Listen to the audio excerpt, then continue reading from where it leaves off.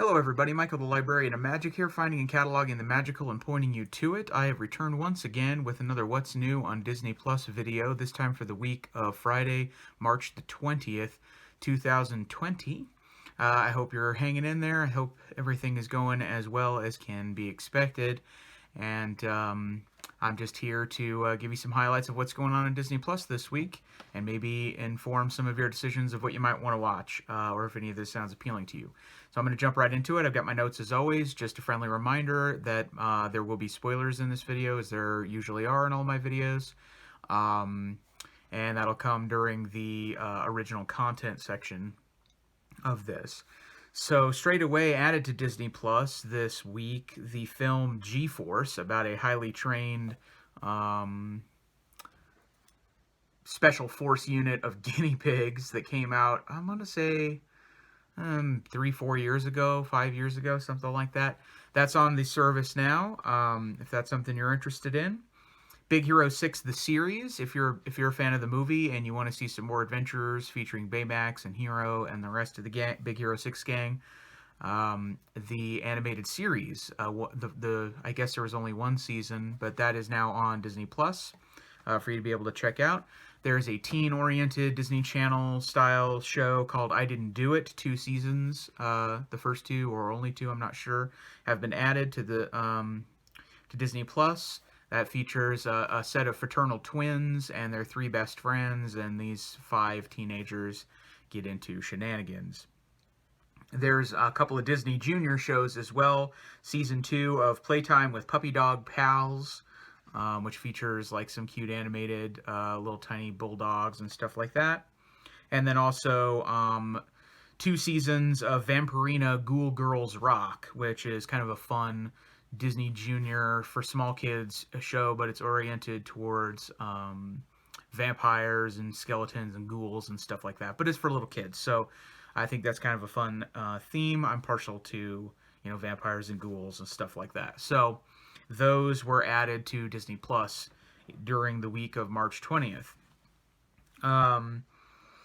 Then in the original content, a new episode of Shop Class, this time an episode called Bridge or Bust, in which the 3 new teams were tasked with building a bridge that could withstand, I think 500 pounds was the target goal that they were going for. And this was an interesting episode because it was a little bit more of an engineering challenge for the kids. I think in many ways this is more difficult to tackle than building a miniature golf hole or something like that, even though they did have to incorporate a motor into the mini golf hole or something. But building a bridge takes a little bit of technical and engineering know-how, a little bit of mathematics if you want it to work. And they had probably some specific teachers, I should say, not better guidance, but specific teachers that had some of those skills to guide them in. This episode featured a little bit more of the teachers kind of teaching the kids certain things that they would need to know and in order to build the bridges. And also, one of the teams, I want to say it was the green team?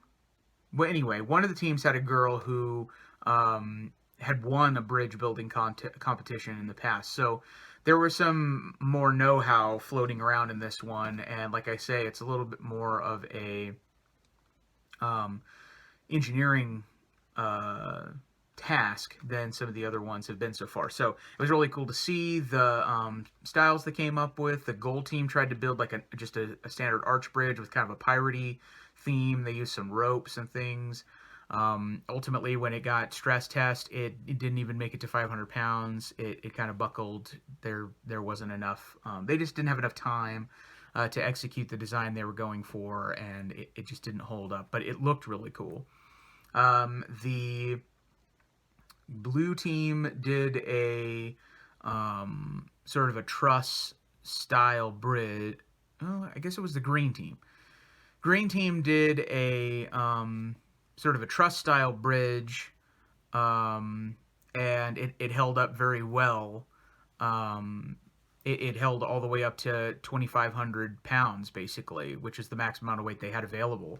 But it had, some bowing in the middle, but it totally held. And it was kind of cool to see their design, hold up. Then the blue team did sort of a truss arch hybrid. They combined these two concepts together, and they went up to 2,500 pounds as well, and their bridge just didn't even budge at all. I mean, there was no bowing or anything.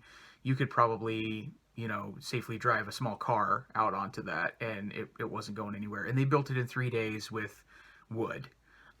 So it was really impressive. They really knew what they were doing and really designed a cool, really functional bridge, and it was impressive. So obviously they went on to the next round, and it was kind of an interesting episode of Shop Class. So that's what that was all about. There's a new series. There's a new original series in the original content section called Disney Insider. It's like a 15-minute episode. I'm assuming each one will be the same, and it features 3 different segments of.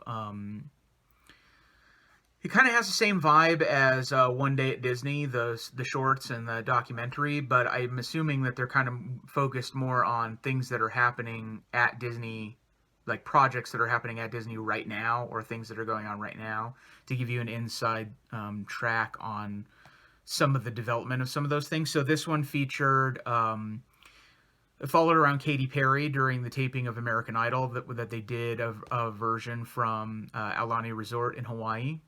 And it kind of focused on her a little bit and just putting together American Idol there in Hawaii. And then there was a segment that was kind of a feature on Grace VanderWaal from the film Stargirl, and it just talked a little bit about her talent, what made her uniquely suitable for the film Stargirl, and the recording of some of the songs, and what went into choosing some of the songs, particularly the song 13 by Big Star. And how they, chose those, and why they chose Grace VanderWaal, and that sort of stuff. And then the final segment was about the Pixar film Onward and the production of it, and they kind of give you a little the filmmakers give you a little tour around the Pixar campus and show you the different rooms they work in, the editing bay and the storyboarding room, and all of that sort of stuff, and just sort of the process of the 5 years or whatever it took to make Onward. And it looks really cool. It looks like they're going for a format of, like, here's something that's on TV, here's something that's on Disney Plus, and here's something that's in theaters right now. Unfortunately, with times being the way they are right now, nobody can get out to the theaters to see Onward. It's kind of a bummer that happened during the release of that film for all the people that obviously worked really hard on it. But the good news is, from everything that I've read, Disney is planning on dropping Onward onto Disney Plus April 3rd, which is only like less than a month after it was originally released in theaters, just to be able to give people a chance to see it, because nobody can really go anywhere and watch it right now. So that's kind of a cool thing that I think is going to be on the horizon. Keep your eyes out for that. Be looking for that if you're interested in seeing the new Pixar film Onward. Until it potentially comes out on Disney Plus, check out this segment on Disney Insider if you're interested. It's the final segment of the 15-minute episode. So that was kind of cool to see, just some, behind the scenes stuff of what's going on. Speaking of One Day at Disney, the One Day at Disney short this time was focused on David Muir, who's the one of the lead anchors, or the lead anchor on ABC World News Tonight, and it just sort of goes into what he has to do to work on the news broadcast each day, and it's really a little bit more about his career and how he ended up being able to sit behind the desk, and what he, the local news broadcasts that he worked his way up through, and how he always wanted to be involved in the news when he was a kid, and all that kind of stuff. So it's just sort of a profile on his life, a little short profile on his life, which is kind of cool. Disney Family Sundays, the craft of the week is Winnie the Pooh themed flower pots, and this is really great. A great thing for spring. It's kind of a bummer if you don't have some of this stuff laying around. It might be a little bit before you get your hands on it, but this will always be there when you can. So if this is something you're interested in, hang in there. Look forward to, this may be something for you to look forward to. It's something for me to look forward to whenever we can get back out and plant things and go get supplies and things to when it's more safe to do that. This is something I'd be totally interested in doing. They make really cool Piglet and Winnie the Pooh and Honey Jar flower pots. They use these paint pens and paints and felt things to make ears on them, and they just turned out really cool, and it's a cool thing to have in the garden The only thing that I would add to it, if I was putting these in my garden or on my windowsill or something, for planting, is to make one for Rabbit, because Rabbit is really the gardener of the bunch in the Winnie the Pooh crew, right? But it's cool to have, like, the honey pot was a really nice touch, and of course Winnie the Pooh, you got to have him and Piglet. They go together like peanut butter and jelly. So it was really cool to see. I'm a big fan of the Winnie the Pooh gang, and so is my wife. So I wouldn't be surprised if we get some of these floating around our home at some point. The Marvel Hero Project this time, which I think is the final episode of the season, was an episode called High Flying Haley, about a girl who I want to say lives in Florida. And Haley has a twin sister who has severe epilepsy and also cerebral palsy. And it basically, the trials that her family has gone through, helping her sister Livy navigate her condition and everything like that, were costly and trying. And in order to help raise money for her parents' bills and her sister's medical condition and stuff, when she was younger, Haley took it upon herself to make some paintings and just go auction them off on the internet, and that was pretty successful. And then, like a lot of these other stories that you hear about on this show, that eventually spun into lemonade stands for Livy, and they had this like national organization where they made these lemonade stands across the country, and they raised like $700,000, and they were like doing so much money, like getting close to $1 million, that the family decided not to take any of it whatsoever. They didn't take a dime of it, but rather they just donated all that money to epilepsy foundations to help find a cure for epilepsy and stuff like that. So she and her family just became involved in being advocates for, people with these conditions and raising all of this money. And then the most impressive thing really is Haley and Livy started basically this thing called Kids Club, which is to get kids together and talk about these conditions and how we can support each other and stuff like that. They started a local chapter in their neighborhood with the support of I think it's called the American Epilepsy Foundation or something like that. And Haley became the president and CEO of it, and obviously started it with her sister Livy. And then this grew into like a national organization, and I think they're going to go international, and they've got like thousands of members now nationwide and stuff, and it's all run.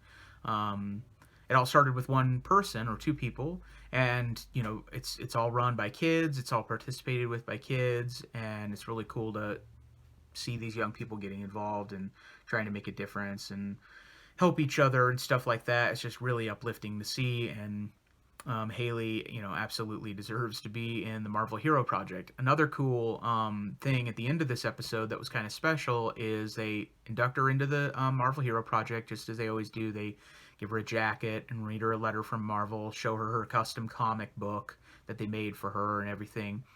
Haley is a really big Marvel fan. All of the kids that are featured on the show are Marvel fans, but she's like a real like Marvel geek. She's got like a lot of like trade paperbacks and graphic novels and stuff in her bedroom, and she's like really passionate about Marvel. So she was like really floored with the comic book and stuff. They presented it to her during her family, and even some extended family always get together, I think weekly or bi-weekly, for a family movie night. So they were getting ready to watch Ant-Man and the Wasp, and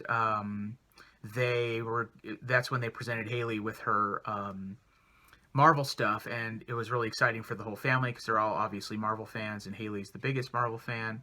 And then they ended up getting a telecall, or like a Skype phone call, FaceTime thing, from Paul Rudd. He sort of joined their family movie night for a minute, just to talk about how impressed he was with Haley and Livy, and to meet them and give them a virtual hug and stuff. And it was cool that like their whole family just got to talk to Paul Rudd. So that was like a really neat little feature at the end of this series segment, and just a really uplifting show. It's something you could return to if you just want a little punch in the arm to see how good people can be, and have hope for the future and stuff like that. Marvel Hero Project, thumbs up for that.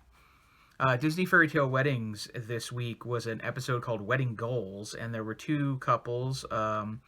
a couple of ladies called Joy and Lexi. They're from, I think they live in Milwaukee. That's right. I was going to say Chicago, but nope, they live in Milwaukee, Wisconsin. Um, and they're getting married. They met each other playing football together. I think Joy was a quarterback and Lexi was a wide receiver. I think I got that right. And they were playing together and really competitive and stuff. And then they eventually fell in love with each other. And they also had like a soccer background, I think, or at least I think Lexi did from a really young age. And so Disney worked it out so they were planning on getting married in Disneyland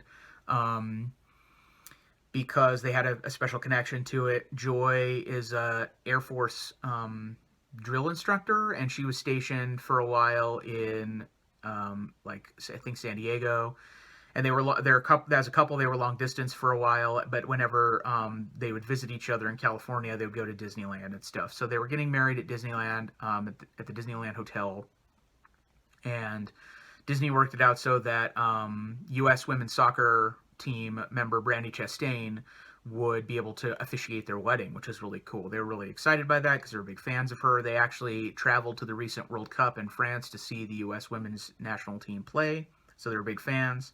And that was a really cool thing. It was like Brandi Chastain got specially ordained for this. She never performed a wedding before. This was her first one, so that was cool. And then during their reception, Colby Calais and Gone West came to perform for them, their first dance and stuff like that. So it was really special. They had a bunch of surprises in their wedding. The other couple featured was Crystal and Nathan, and that was an engagement story. You know I'm a sucker for those.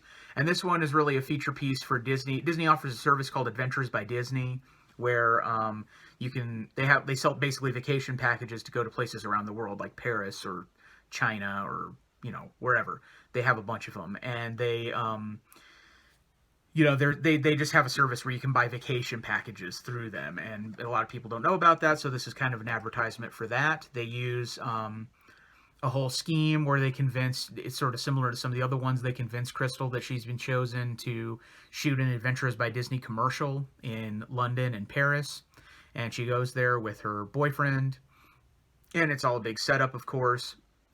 He's going to propose to her in Paris, and she thinks they're just there shooting a commercial for Adventures by Disney. They get all the way to Paris, and it's like an evening thing where they're in front of the Eiffel Tower and everything with this whole group of people who are actually actors. They're in on the whole deal. And one of their favorite comedians, Paul Zerdin, who is a British ventriloquist who's won a bunch of competitions, he is there to perform like a little private show for their group, and they're really excited because it's one of their favorite comedians. And then he pulls them on stage to do like a ventriloquism thing with them, like be my puppets for me kind of deal.